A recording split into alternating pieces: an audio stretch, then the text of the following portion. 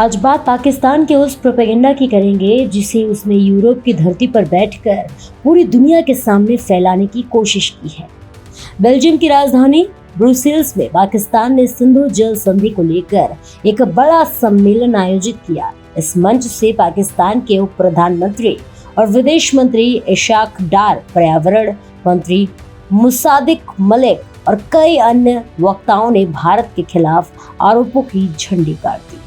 दावा किया गया है कि भारत सिंधु जल संधि को हथियार बना रहा है और पाकिस्तान को प्यासा मारने की साजिश रच रहा है। इशाक डार ने अपने रिकॉर्डेड भाषण में कहा कि भारत सिंधु, चिनाब और रावी नदियों पर नई परियोजनाएं बनाकर पाकिस्तान के जल संसाधनों पर नियंत्रण करना चाहता है।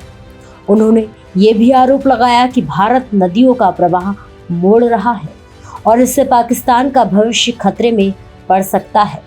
लेकिन सवाल ये है कि क्या ये सच है? दरअसल पाकिस्तान ने यूरोप में खुद को पर्यावरण का सबसे बड़ा हितैषी दिखाने की कोशिश की है। इशाक डार और पर्यावरण मंत्री मुसादिक मलिक ने दावा किया है कि पाकिस्तान दुनिया के कुल ग्रीन हाउस गैस उत्सर्जन में केवल 1% योगदान देता है, जबकि भारत दुनिया का तीसरा सबसे बड़ा उत्सर्जक देश है। लेकिन उन्होंने ये नहीं बताया कि पाकिस्तान का उत्सर्जन कम होने की एक बड़ी वजह उनकी कमजोर औद्योगिक क्षमता और आर्थिक पिछड़ापन भी है। पाकिस्तान की अर्थव्यवस्था दुनिया की जीडीपी में बेहद छोटा योगदान देती है।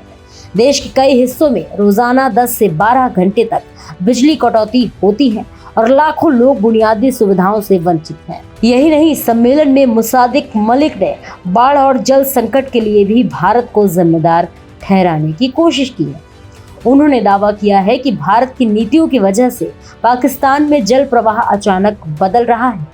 हालांकि उनके बयान के दौरान ही आंकड़ों में विरोधाभास दिखाई दिया और वे अपने ही दावों को स्पष्ट नहीं कर पाए। दिलचस्प बात यह है कि पाकिस्तान ने पर्यावरण की दुहाई देते हुए चीन का नाम तक नहीं लिया, जबकि चीन दुनिया का सबसे बड़ा कार्बन उत्सर्जक देश माना जाता है। विभिन्न अंतर्राष्ट्रीय रिपोर्टों में ये भी सामने आया है कि चीन पाकिस्तान आर्थिक गलियारा यानी CPEC परियोजनाओं के कारण पाकिस्तान में कोयला आधारित ऊर्जा परियोजनाओं का विस्तार हुआ है और बड़े पैमाने पर पेड़ों की कटाई भी हुई है। सम्मेलन के दूसरे सत्र में पाकिस्तान ने एक और रणनीति अपनाई। उसने यूरोप को ये कहकर डराने की कोशिश की है कि अगर सिंधु जल संधि जैसी संधियां सुरक्षित नहीं रही तो भविष्य में यूरोप की जल संधियां भी खतरे में पड़ सकती हैं। पाकिस्तान के नेताओं ने इसे अंतर्राष्ट्रीय कानून और वैश्विक व्यवस्था के लिए खतरा बताया। लेकिन यहाँ एक बड़ा सवाल उठता है कि किसी भी अंतर्राष्ट्रीय समझौते को उस स्थिति से अलग करके देखा जा सकता है जब दोनों देशों के बीच दशकों से आतंकवाद और सुरक्षा को लेकर गंभीर विवाद रहे हों।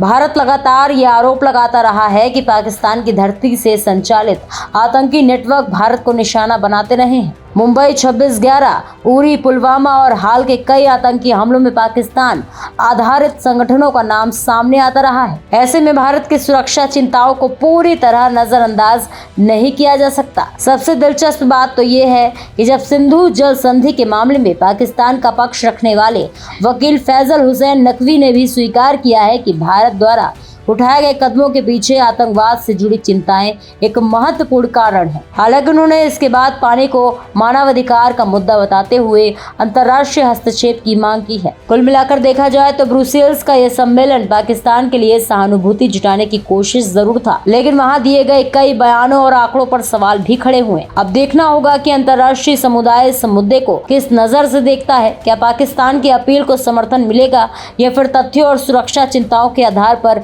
भारत का पक्ष अधिक मजबूत साबित होगा? आपकी क्या राय है? हमें कमेंट सेक्शन में जरूर शेयर करें और ऐसे ही और भी देश दुनिया की तमाम खबरों को देखने के लिए जुड़े रहिए भारत एक्सप्रेस के साथ।